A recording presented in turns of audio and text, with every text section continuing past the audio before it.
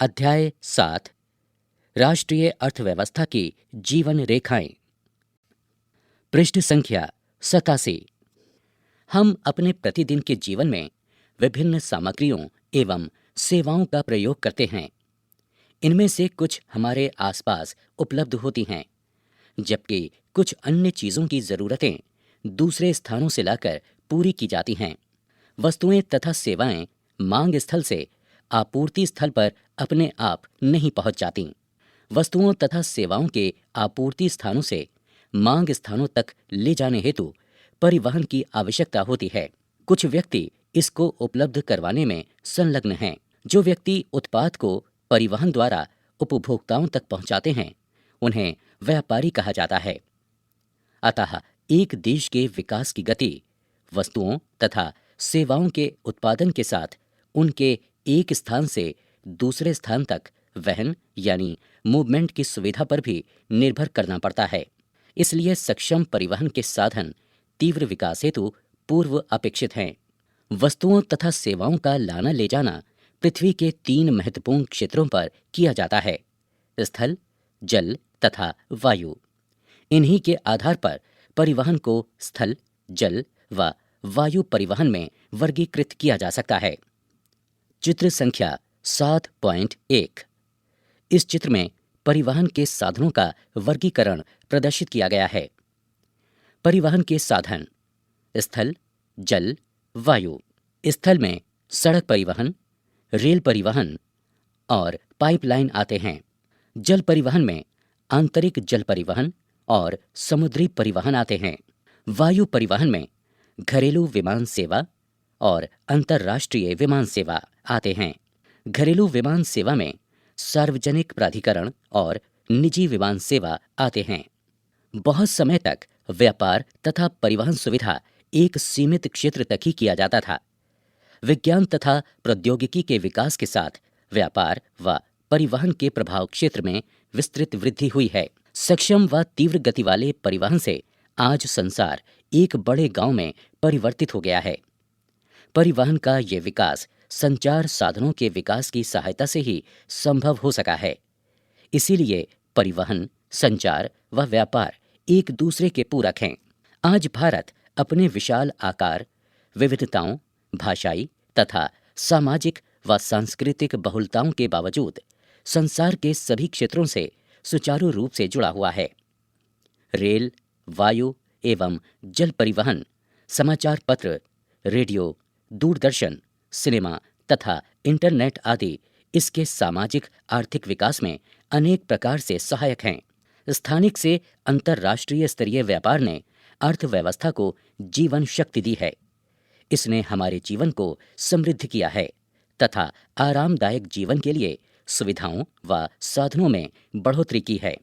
इस अध्याय में आप पढ़ेंगे कि किस प्रकार आधुनिक संचार तथा परिवहन के साधन हमारे देश और इसकी आधुनिक अर्थव्यवस्था को संचालित करते हैं।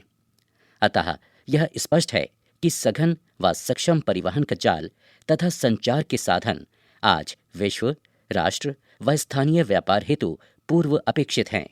पृष्ठ संख्या 88। परिवहन, ट्रांसपोर्ट। स्थल परिवहन।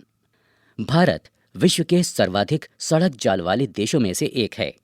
यह सड़क जाल लगभग 23 लाख किलोमीटर है। भारत में सड़क परिवहन रेल परिवहन से पहले प्रारंभ हुआ। निर्माण तथा व्यवस्था में सड़क परिवहन रेल परिवहन की अपेक्षा अधिक सुविधाजनक है। रेल परिवहन की अपेक्षा सड़क परिवहन की बढ़ती महत्ता इन कारणों से है।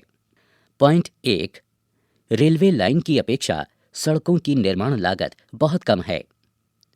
पॉइंट 2, अपेक्षाकृत ऊबड़ खाबड़ व विच्छिन्न भूभागों पर सड़कें बनाई जा सकती हैं। पॉइंट 3, अधिक ढाल प्रवणता तथा पहाड़ी क्षेत्रों में भी सड़कें निर्मित की जा सकती हैं।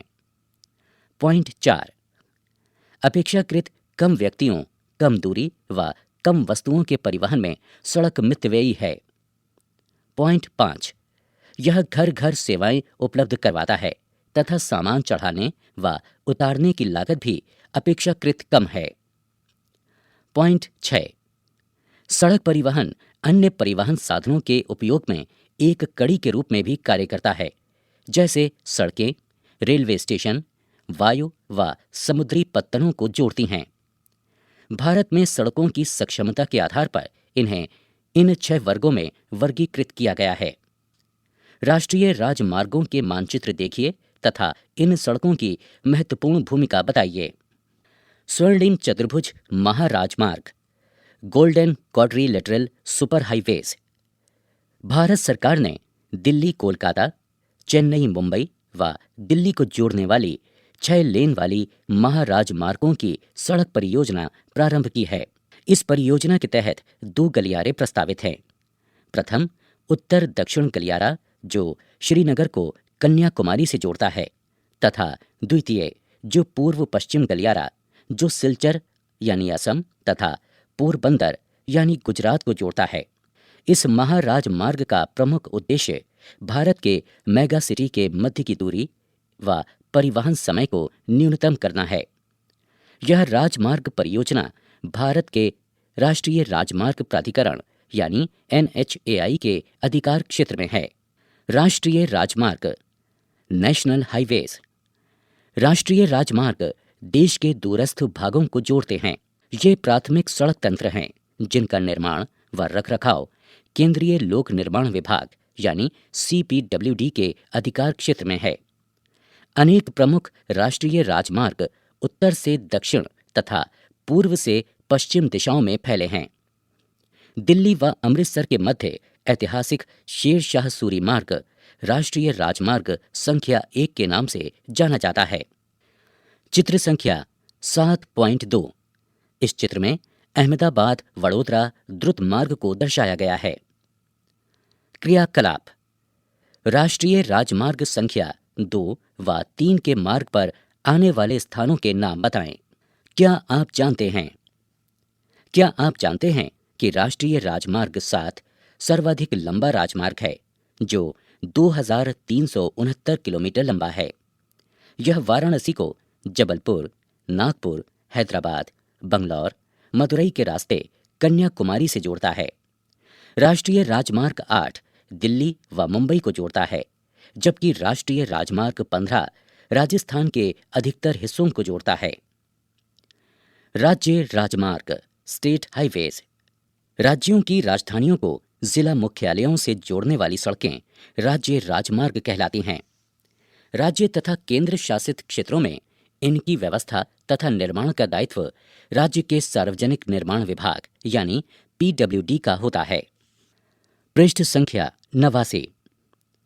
पृष्ठ संख्या 89 पर भारत का मानचित्र दिया गया है जिसमें राष्ट्रीय राजमार्ग प्रदर्शित किए गए हैं। स्वर्ण चतुर्भुज, उत्तर दक्षिण गलियारा, पूरब पश्चिम गलियारा और राष्ट्रीय राजमार्ग संख्या सहित। पृष्ठ संख्या 90। जिला मार्ग। ये सड़कें जिले के विभिन्न प्रशासनिक केंद्रों को जिला मुख्यालय से जोड़ती हैं। इन सड़कों की व्यवस्था का उत्तरदायित्व जिला परिषद का है। अन्य सड़कें। इस वर्ग के अंतर्गत वे सड़कें आती हैं जो ग्रामीण क्षेत्रों तथा गांवों को शहरों से जोड़ती हैं। प्रधानमंत्री ग्रामीण सड़क परियोजना के तहत इन सड़कों के विकास को विशेष प्रोत्साहन मिला है। इस परियोजना के कुछ विशेष प्रावधान हैं जिसमें देश के प्रत्येक गांव को प्रमुख शहरों से पक्की सड़कों यानी वे सड़कें जिन पर वर्ष भर वाहन चल सकें के द्वारा जोड़ना प्रस्तावित है। सीमांत सड़कें। उपरोक्त सड़कों के अतिरिक्त भारत सरकार प्राधिकरण के अधीन सीमा सड़क संगठन है जो देश के सीमांत क्षेत्रों में सड़कों का निर्माण व उनकी देखरेख करता है। यह संगठन 1960 में बनाया गया जिसका कार्य उत्तर तथा उत्तरी पूर्वी क्षेत्रों में सामरिक महत्व की सड़कों का विकास करना था। इन सड़कों के विकास से दुर्गम क्षेत्रों में अभिगम्यता बढ़ी है तथा ये इन क्षेत्रों के आर्थिक विकास में भी सहायक हुई हैं। चित्र संख्या 7.3 में पहाड़ी रास्ते को दर्शाया गया है। सड़क निर्माण में प्रयुक्त पदार्थ के आधार पर भी सड़कों को कच्ची व पक्की सड़कों में वर्गीकृत किया जाता है। पक्की सड़कें सीमेंट, कंक्रीट व तारकोल द्वारा निर्मित होती हैं, अतः ये 12 मासी सड़कें हैं। कच्ची सड़कें वर्षा ऋतु में अनुपयोगी हो जाती हैं। चित्र संख्या 7.4 में उत्तरी पूर्वी सीमा सड़क पर यातायात को दर्शाया गया है। ये अरुणाचल प्रदेश का एक चित्र है। सड़क घनत्व प्रति 100 वर्ग किलोमीटर क्षेत्र में सड़कों की लंबाई को सड़क घनत्व कहा जाता है। देश में सड़कों का वितरण एक समान नहीं है। इनका घनत्व जम्मू कश्मीर में 10 किलोमीटर प्रति 100 वर्ग किलोमीटर से केरल में 375 किलोमीटर प्रति 100 वर्ग किलोमीटर तक है, जबकि वर्ष 1996-97 के अनुसार सड़कों का औसत राष्ट्रीय घनत्व 75 किलोमीटर प्रति 100 वर्ग किलोमीटर था। भारत में सड़क परिवहन अनेक समस्याओं से जूझ रहा है।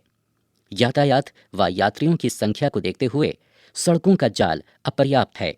लगभग आधी सड़कें कच्ची हैं तथा वर्षा ऋतु के दौरान इनका उपयोग सीमित हो जाता है। राष्ट्रीय राजमार्ग भी अपर्याप्त हैं। इसके साथ ही शहरों में भी सड़कें अत्यंत तंग तथा भीड़ भरी हैं तथा इन पर बने पुल व पुलिया यानी कलवर्ट्स पुराने तथा तंग हैं। पृष्ठ संख्या 91। रेल परिवहन। भारत में रेल परिवहन वस्तुओं तथा यात्रियों के परिवहन का प्रमुख साधन है। रेल परिवहन अनेक कार्यों में सहायक है, जैसे व्यापार, भ्रमण, तीर्थ यात्राएं व लंबी दूरी तक सामान का परिवहन आदि।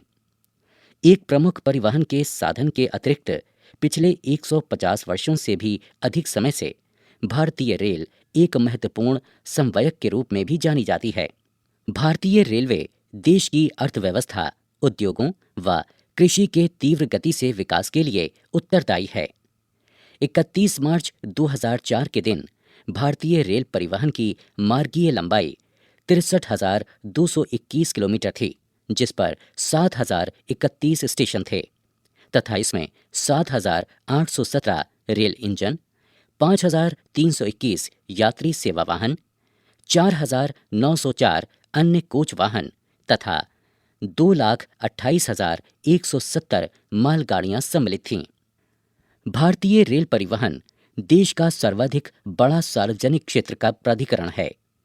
देश की पहली रेलगाड़ी 1853 में मुंबई और ठाणे के मध्य चलाई गई, जो 34 किलोमीटर की दूरी तय करती थी। तालिका 7.1 में भारत के रेलवे मार्ग को दर्शाया गया है। भारतीय रेल 63,221 किलोमीटर लंबे मार्ग को अनेक गेज पर तय करती है।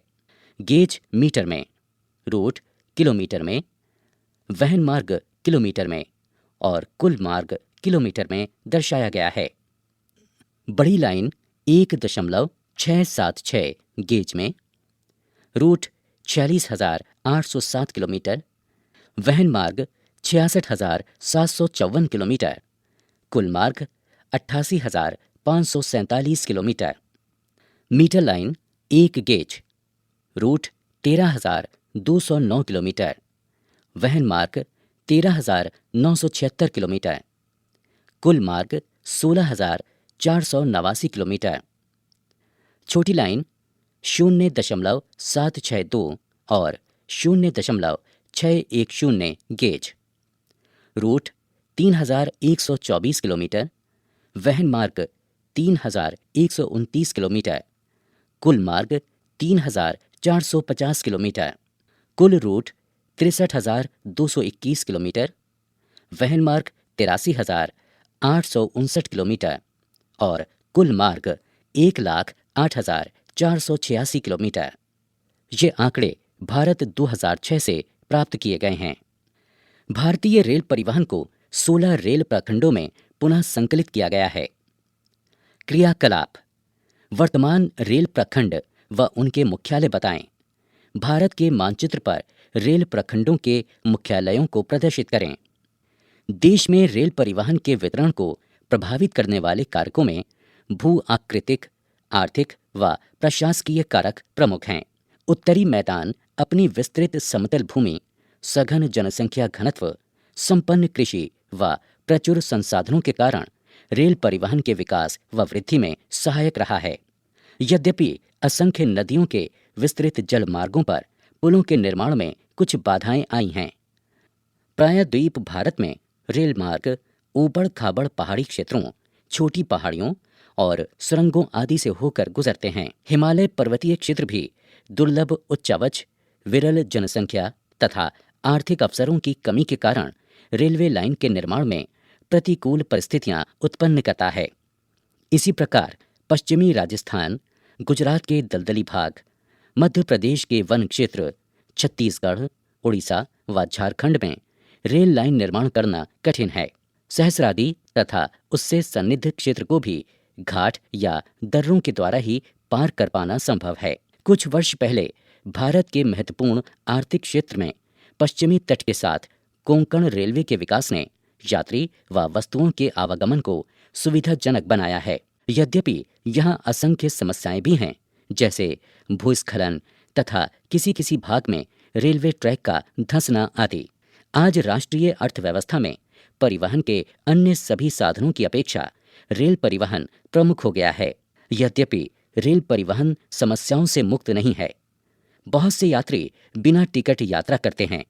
रेल संपत्ति की हानि तथा चोरी जैसी समस्याएं भी पूर्णतया समाप्त नहीं हुई हैं।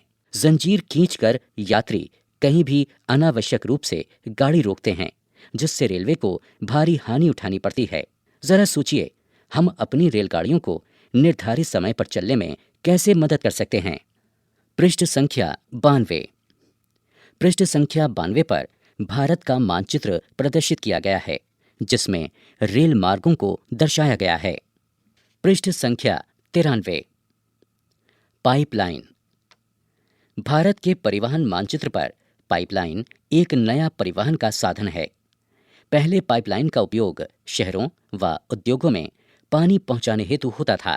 आज इसका प्रयोग कच्चा तेल, पेट्रोल उत्पाद तथा तेल से प्राप्त प्राकृतिक तथा गैस क्षेत्र से उपलब्ध गैस शोधनशालाओं, उर्वरक कारखानों व बड़े ताप विद्युत गृहों तक पहुंचाने में किया जाता है। ठोस पदार्थों को तरल अवस्था यानी स्लरी में परिवर्तित कर पाइपलाइनों द्वारा ले जाया जाता है। सुदूर आंतरिक भागों में स्थित शोधनशालाएं जैसे बरौनी, मथुरा, पानीपत तथा गैस पर आधारित उर्वरक कारखानों की स्थापना पाइपलाइनों के जाल के कारण ही संभव हो पाई है। पाइपलाइन बिछाने की प्रारंभिक लागत अधिक है, लेकिन इसको चलाने की यानी रनिंग लागत न्यूनतम है। वाहनांतरण देरी तथा हानियां इसमें लगभग नहीं के बराबर हैं। देश में पाइपलाइन परिवहन के 3 प्रमुख जाल ये हैं। ऊपरी असम के तेल क्षेत्रों से गुवाहाटी, बरौनी व इलाहाबाद के रास्ते कानपुर यानी उत्तर प्रदेश तक। इसकी एक शाखा बरौनी से राजबंद होकर हल्दिया तक है। दूसरी राजबंद से मौरी ग्राम तक तथा गुवाहाटी से सिलीगुड़ी तक है। पॉइंट 2। गुजरात में सलाया से वीरमगांव, मथुरा, दिल्ली व सोनीपत के रास्ते पंजाब में जालंधर तक। इसकी अन्य शाखा वडोदरा के निकट कोयली को चक्षु व अन्य स्थानों से जोड़ती है। पॉइंट 3। गैस पाइपलाइन गुजरात में हजीरा को उत्तर प्रदेश में जगदीशपुर से मिलाती है। यह मध्य प्रदेश के विजयपुर के रास्ते होकर जाती है। इसकी शाखाएं राजस्थान में कोटा तथा उत्तर प्रदेश के शाहजहांपुर, बपराला व अन्य स्थानों पर हैं। जल परिवहन।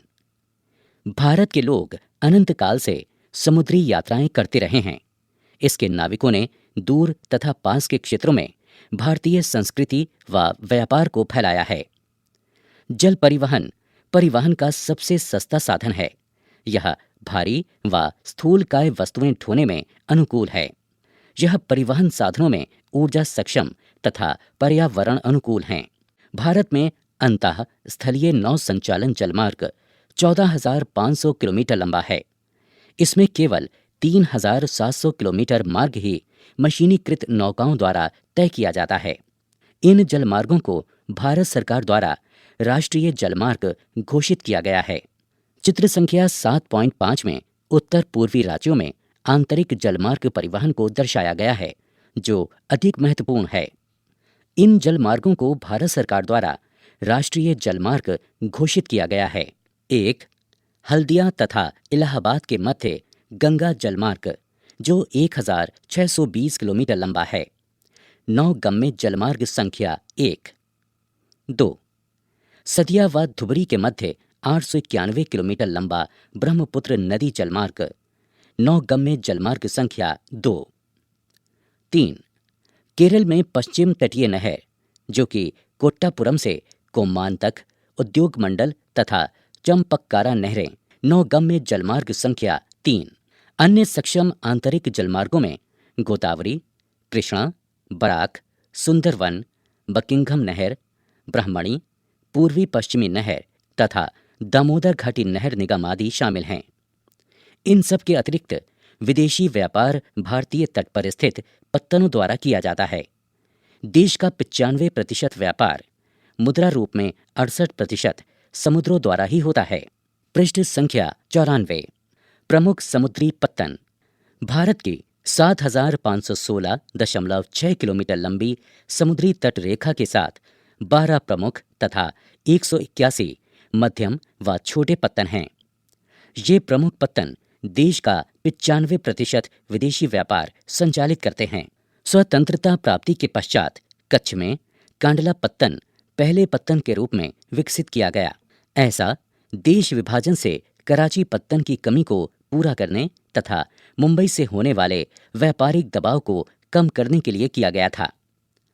कांडला एक ज्वारीय पत्तन है। यह जम्मू कश्मीर, हिमाचल प्रदेश, पंजाब, हरियाणा, राजस्थान व गुजरात के औद्योगिक तथा खाद्यान्नों के आयात निर्यात को संचालित करता है। मुंबई वृहत्तम पत्तन है जिसके प्राकृतिक खुले, विस्तृत व सुचारू पोताश्रय हैं। मुंबई पत्तन के अधिक परिवहन को ध्यान में रखकर इसके सामने जवाहरलाल नेहरू पत्तन विकसित किया गया जो इस पूरे क्षेत्र को एक समूह पत्तन की सुविधा भी प्रदान कर सके। लौह अयस्क के निर्यात के संदर्भ में मारमागांव पत्तन देश का महत्वपूर्ण पत्तन है। यहाँ से देश के कुल निर्यात का आधा यानी 50% लौह अयस्क निर्यात किया जाता है। कर्नाटक में स्थित न्यू मैंगलोर पत्तन कुद्रेमुख खानों से निकले लौह अयस्क का निर्यात करता है। सुदूर दक्षिण पश्चिम में कोची पत्तन है। यह एक लैगून के मुहाने पर स्थित एक प्राकृतिक पोताश्रय है। चित्र संख्या 7.6 में मुंबई पत्तन में जहाज पर ट्रकों को ले जाते हुए दिखाया गया है। चित्र संख्या 7.7 में न्यू मैंगलोर पत्तन पर टैंकर द्वारा कच्चे तेल के निर्वहन को प्रदर्शित किया गया है। पूर्वी तट के साथ तमिलनाडु में दक्षिण पूर्वी छोर पर तूतीकोरन पत्तन है। यह एक प्राकृतिक पोताश्रय है तथा इसकी पृष्ठभूमि भी अत्यंत समृद्ध है। अतः यह पत्तन हमारे पड़ोसी देशों जैसे श्रीलंका, मालदीव आदि तथा भारत के तटीय क्षेत्रों की भिन्न वस्तुओं के व्यापार को संचालित करता है। चेन्नई हमारे देश का प्राचीनतम कृत्रिम पत्तन है। व्यापार की मात्रा तथा लदे सामान के संदर्भ में इसका मुंबई के बाद दूसरा स्थान है। विशाखापट्टनम स्थल से घिरा, गहरा व सुरक्षित पत्तन है। प्रारंभ में यह पत्तन लौह अयस्क निर्यातक के रूप में विकसित किया गया था। उड़ीसा में स्थित पारादीप पत्तन विशेषतः लौह अयस्क का निर्यात करता है। कोलकाता एक अंतःस्थलीय नदीय यानी रिवराइन पत्तन है। यह पत्तन गंगा ब्रह्मपुत्र बेसिन के वृहत व समृद्ध पृष्ठभूमि को सेवाएं प्रदान करता है। ज्वारीय यानी टाइडल पत्तन होने के कारण तथा हुगली के तलछट जमाव से इसे नियमित रूप से साफ करना पड़ता है। कोलकाता पत्तन पर बढ़ते व्यापार को कम करने हेतु हल्दिया को सहायक पत्तन के रूप में विकसित किया गया है। चित्र संख्या 7.8 में बड़े आकार के कार्गो को उठाने रखने की सुविधाओं से युक्त तूतीकोरिन पत्तन को दर्शाया गया है। वायु परिवहन। आज वायु परिवहन तीव्रतम, आरामदायक व प्रतिष्ठित परिवहन का साधन है।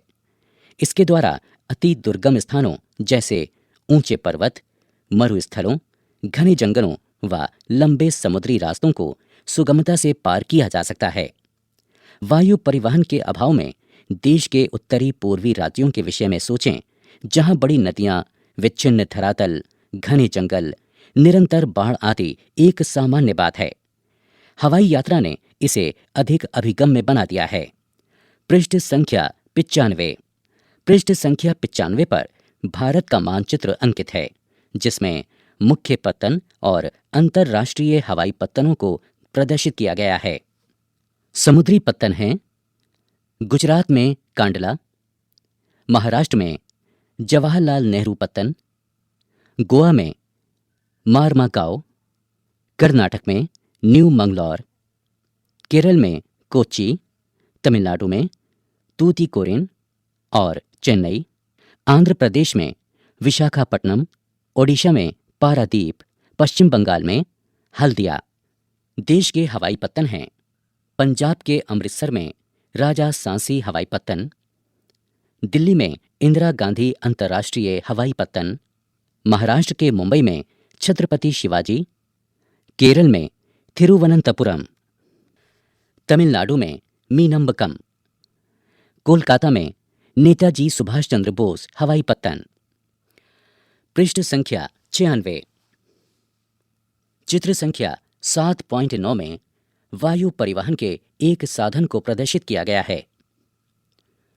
उत्तर पूर्वी राज्यों में वायु परिवहन अधिक महत्वपूर्ण क्यों है? सन 1953 में वायु परिवहन का राष्ट्रीयकरण किया गया। व्यावहारिक तौर पर इंडियन एयरलाइंस, अलायंस एयर यानी इंडियन एयरलाइंस की अनुषंगी तथा कई निजी एयरलाइंस घरेलू विमान सेवाएं उपलब्ध कराती हैं। एयर इंडिया अंतर्राष्ट्रीय वायु सेवाएं प्रदान करती है।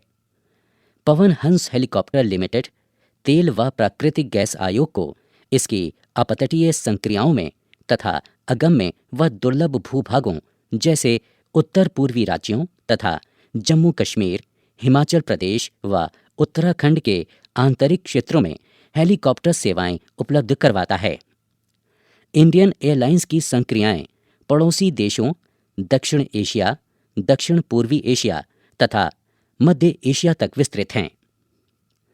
इंडियन एयरलाइंस से जुड़े देशों के नाम बताएं।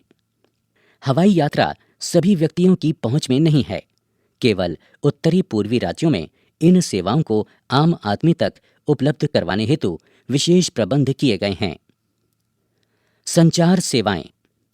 जब से मानव पृथ्वी पर अवतरित हुआ है, उसने विभिन्न संचार माध्यमों का प्रयोग किया है, लेकिन आधुनिक समय में बदलाव की गति तीव्र है। संदेश प्राप्तकर्ता या संदेश भेजने वाले के गतिविहीन रहते हुए भी लंबी दूरी का संचार बहुत आसान है। निजी दूर संचार तथा जन संचार में दूरदर्शन, रेडियो, समाचार पत्र समूह, प्रेस तथा सिनेमा आदि देश के प्रमुख संचार साधन हैं। भारत का डाक संचार तंत्र विश्व का वृहत्तम है। यह पार्सल, निजी पत्र व्यवहार तथा तार आदि को संचालित करता है। कार्ड व लिफाफा बंद चिट्ठी पहली श्रेणी की डाक समझी जाती है तथा विभिन्न स्थानों पर वायुयान द्वारा पहुंचाए जाते हैं। द्वितीय श्रेणी की डाक में रजिस्टर्ड पैकेट, किताबें, अखबार तथा मैगजीन शामिल हैं। ये धरातलीय डाक द्वारा पहुंचाए जाते हैं तथा इनके लिए स्थल व जल परिवहन का प्रयोग किया जाता है। बड़े शहरों व नगरों में डाक संचार में शीघ्रता हेतु हाल ही में 6 डाक मार्ग बनाए गए हैं। इन्हें राजधानी मार्ग, मेट्रो चैनल, ग्रीन चैनल, व्यापार चैनल, भारी चैनल तथा दस्तावेज चैनल के नाम से जाना जाता है। क्या आप जानते हैं, अन्य देशों की तुलना में भारत में लगभग 37,565 दूरभाष केंद्र हैं, जो संपूर्ण भारत में फैले हैं। स्वेच्छा से किसी भी अन्य देश से इनका तुलनात्मक वर्णन करें। चित्र संख्या 7.10 में राष्ट्रीय राजमार्ग 8 पर एक आपातकालीन कॉल बॉक्स को प्रदर्शित किया गया है। दूर संचार तंत्र में भारत एशिया महाद्वीप में अग्रणी है। नगरीय क्षेत्रों के अतिरिक्त भारत के 2/3 से अधिक गांव एसटीडी दूरभाष सेवा से जुड़े हैं। सूचनाओं के प्रसार को आधार स्तर से उच्च स्तर तक समृद्ध करने हेतु भारत सरकार ने देश के प्रत्येक गांव में 24 घंटे एसटीडी सुविधा के विशेष प्रबंध किए हैं। पूरे देश भर में एसटीडी की दरों को भी नियमित किया गया है। यह सब सूचना संचार व अंतरिक्ष प्रौद्योगिकी के समन्वित विकास से ही संभव हो पाया है। पृष्ठ संख्या 97। जनसंचार मानव को मनोरंजन के साथ बहुत से राष्ट्रीय कार्यक्रमों व नीतियों के विषय में जागरूक करता है। इसमें रेडियो, दूरदर्शन, समाचार पत्र, पत्रिकाएं, किताबें तथा चलचित्र सम्मिलित हैं। आकाशवाणी यानी ऑल इंडिया रेडियो राष्ट्रीय, क्षेत्रीय तथा स्थानीय भाषा में देश के विभिन्न भागों में अनेक वर्गों के व्यक्तियों के लिए विविध कार्यक्रम प्रसारित करता है। दूरदर्शन देश का राष्ट्रीय समाचार व संदेश माध्यम है तथा विश्व के वृहत्तम संचार तंत्र में एक है। यह विभिन्न आयु वर्ग के व्यक्तियों हेतु मनोरंजक, ज्ञानवर्धक व खेल जगत संबंधी कार्यक्रम प्रसारित करता है। भारत में वर्ष भर अनेक समाचार पत्र तथा सामयिक पत्रिकाएं प्रकाशित की जाती हैं। ये पत्रिकाएं सामयिक होने के नाते जैसे मासिक, साप्ताहिक आदि कई प्रकार की हैं। समाचार पत्र लगभग 100 भाषाओं तथा बोलियों में प्रकाशित होते हैं। क्या आप जानते हैं कि हमारे देश में सर्वाधिक समाचार पत्र हिंदी भाषा में प्रकाशित होते हैं तथा इसके बाद अंग्रेजी व उर्दू के समाचार पत्र आते हैं। भारत विश्व में सर्वाधिक चलचित्रों का उत्पादक भी है। यह कम अवधि वाली फिल्में, वीडियो फीचर फिल्म तथा छोटी वीडियो फिल्में बनाता है। भारतीय व विदेशी सभी फिल्मों को प्रमाणित करने का अधिकार केंद्रीय फिल्म प्रमाणन बोर्ड यानी central board of film certification को है। अंतर्राष्ट्रीय व्यापार राज्यों व देशों में व्यक्तियों के बीच वस्तुओं का आदान प्रदान व्यापार कहलाता है। बाजार एक ऐसी जगह है जहां इसका विनिमय होता है। दो देशों के मध्य यह व्यापार अंतर्राष्ट्रीय व्यापार कहलाता है। यह समुद्री, हवाई व स्थलीय मार्गों द्वारा हो सकता है। यद्यपि स्थानीय व्यापार शहरों, कस्बों व गांवों में होता है। राज्य स्तरीय व्यापार 2 या अधिक राज्यों के मध्य होता है। एक देश के अंतर्राष्ट्रीय व्यापार की प्रगति उसके आर्थिक वैभव का सूचक है। इसीलिए इसे राष्ट्र का आर्थिक बैरोमीटर भी कहा जाता है। सभी देश अंतर्राष्ट्रीय व्यापार पर निर्भर हैं क्योंकि संसाधनों की उपलब्धता क्षेत्रीय है, अर्थात इनका वितरण असमान है। आयात तथा निर्यात व्यापार के घटक हैं। आयात व निर्यात का अंतर ही देश के व्यापार संतुलन को निर्धारित करता है। अगर निर्यात मूल्य आयात मूल्य से अधिक हो तो उसे अनुकूल व्यापार संतुलन कहते हैं। इसके विपरीत निर्यात की अपेक्षा अधिक आयात असंतुलित व्यापार कहलाता है। विश्व के सभी भौगोलिक प्रदेशों तथा सभी व्यापारिक खंडों के साथ भारत के व्यापारिक संबंध हैं। पिछले कुछ वर्षों से वर्ष 2004-2005 तक निर्यात वृद्धि वाली वस्तुएं ये हैं।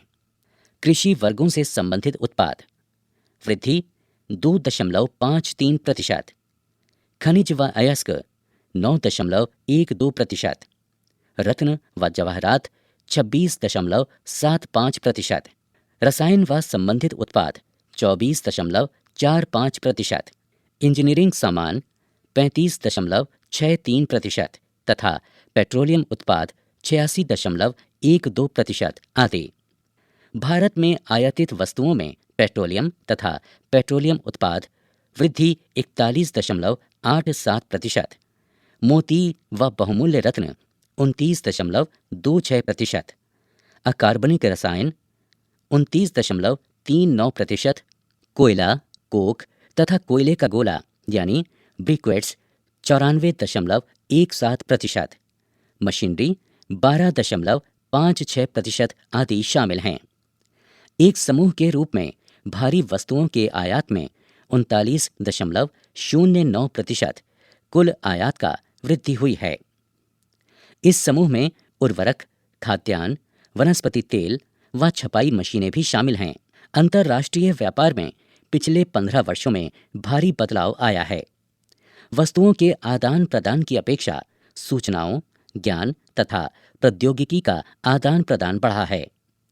भारत अंतर्राष्ट्रीय स्तर पर एक सॉफ्टवेयर महाशक्ति के रूप में उभरा है तथा सूचना प्रौद्योगिकी के माध्यम से अत्यधिक विदेशी मुद्रा अर्जित कर रहा है। पर्यटन एक व्यापार के रूप में पिछले 3 दशकों में भारत में पर्यटन उद्योग में महत्वपूर्ण वृद्धि हुई है। वर्ष 2003 की अपेक्षा 2004 के दौरान देश में विदेशी पर्यटकों के आगमन में 23.5% वृद्धि दर्ज की गई, जिससे 21,828 करोड़ विदेशी मुद्रा प्राप्त हुई। पृष्ठ संख्या 98। पृष्ठ संख्या 98 पर प्रदर्शित चित्र में विभिन्न समाचार पत्रों के अंश दर्शाए गए हैं। इनमें भारत के विभिन्न पर्यटन स्थल दिखाए गए हैं।